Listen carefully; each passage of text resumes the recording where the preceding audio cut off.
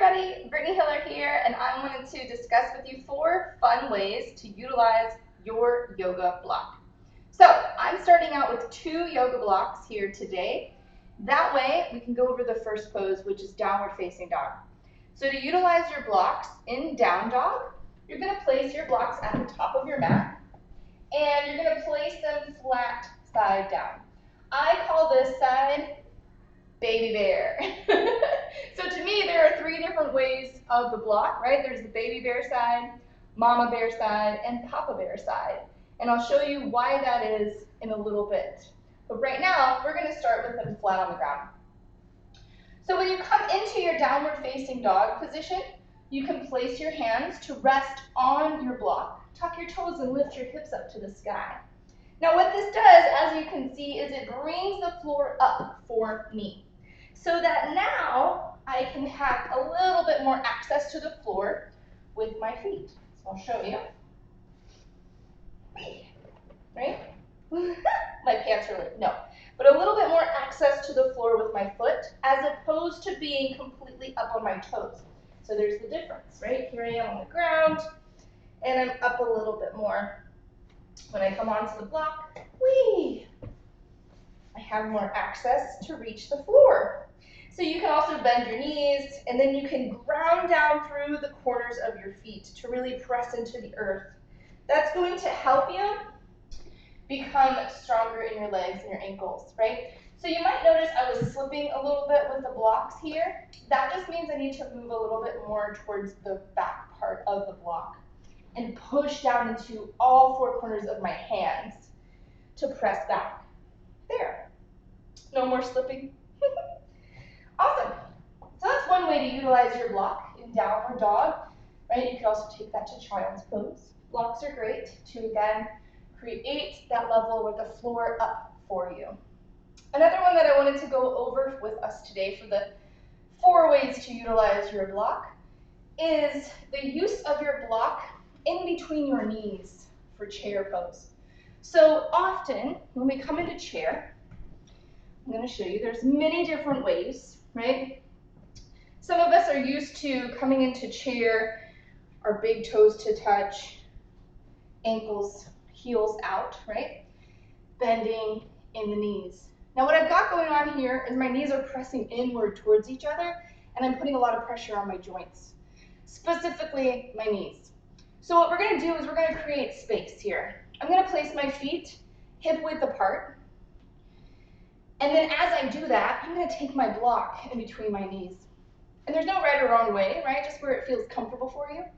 Now my goal here is to hold the block in place with my thighs. And in chair, I'm utilizing my quads a lot deeper now, as opposed to utilizing my knees. So here we go. This is the look, right?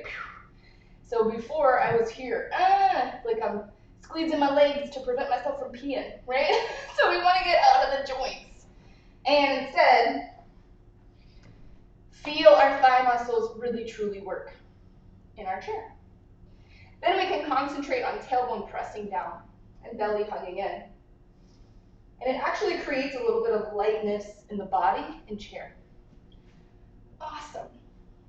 So that's one other way of utilizing your block.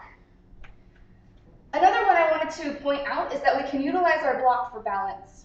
So when you come into tree pose, for example, sometimes, right, I'll show you, we'll get into tree. I didn't use the right pants for this video. We'll get into tree and we'll place our heel onto our calf, right? And sometimes when we do this, we might feel a little wobbly, our balance might be off. And what we want to truly concentrate on when we're in tree is grounding down into all 4 corners of our foot. So the right and left side of our toes and our heel, right? So as we're here, or above the knee, we're going to work on this location for our tree pose. So again, take your block, you're going to place it on the inside of your standing foot, so you can ground down into all 4 corners of your foot. And you'll place your opposite foot right on top. So notice I'm not on my toes, instead I'm on the ball mount of my foot. where my toes create that connection with the bottom of my foot. Now, I'm able to stand a little taller and stronger in my left foot, which is the one that's grounded right now. So that's what we want to aim to be able to do.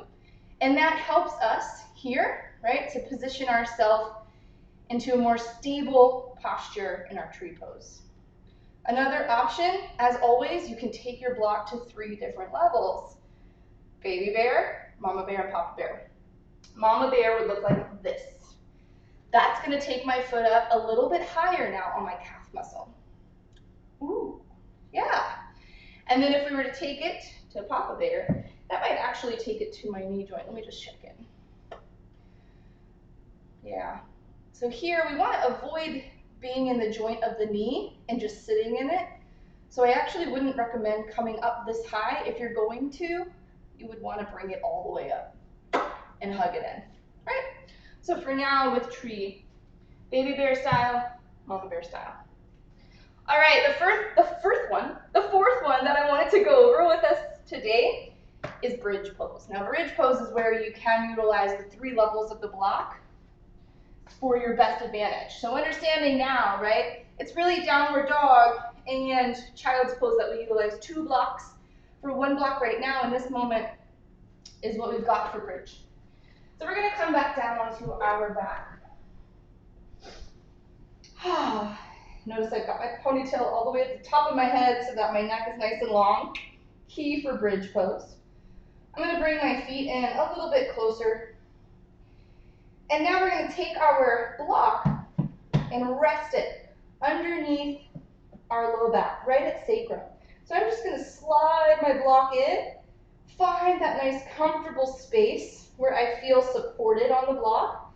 Again, this is baby bear level, so you can shift it so that it feels comfortable at your low back. If you go too high, it might feel pinchy.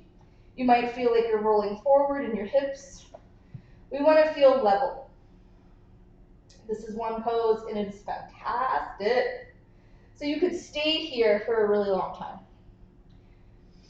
And you get the benefits of bridge by helping to, again, stretch through the abdominal wall and create a little bit of back bend.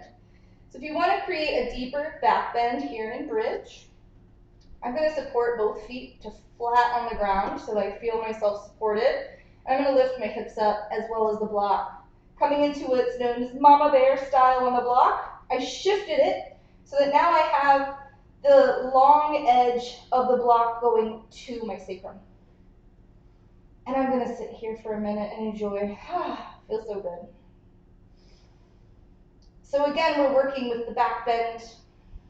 We're stretching through the abdominal wall. We're supported so we're not bringing our knees in together, right? I'm not trying to keep myself up an excruciatingly long time. Now to go up to the highest level, papa bear, I'm going to keep my gaze up towards the ceiling for this one, because we're going to go a little bit more extended through the chest. I'm going to begin to bring my chest towards my chin, chin towards my chest as I go up higher. And then the goal is to take this block vertical, boop, and slide it under sacrum. Now I can interlace my fingers and press into shoulders so that I'm lifting my heart to the sky in full bridge. This is supported bridge. This is yummy, so very juicy.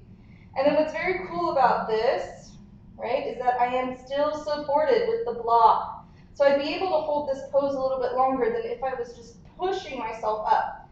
And now I'm able to concentrate on the muscles that I really truly want to activate while I'm in this pose, which are my quadriceps, my glutes, my shoulders, and not my mouth and jaw, right?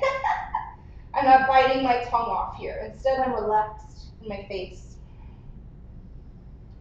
Nice. So to come out of this, you're going to press into feet, lift up a little bit, whee, and take your block out. Slowly lower it down 1 vertebrae at a time. A great posture to rest out of that is Supta Baddha Konasana, which you can also use the blocks for as you bring them underneath your thigh.